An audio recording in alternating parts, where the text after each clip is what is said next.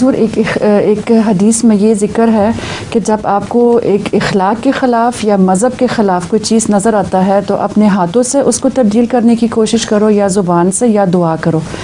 तो हुज़ूर हाथों से तब्दील करने की कोशिश करने से क्या मुराद है? इससे मुराद है कोई बुरी बात अगर कहीं है और आप उसको अपने हाथ से दूर कर सकते हैं तो उसको हाथ से दूर करें।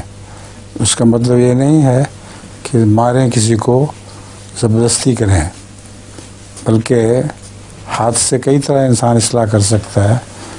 एक आदमी की टेढ़ी बात हो रही है, टेढ़ी चाल है, उसको आदमी सीधा चला भी सकता है।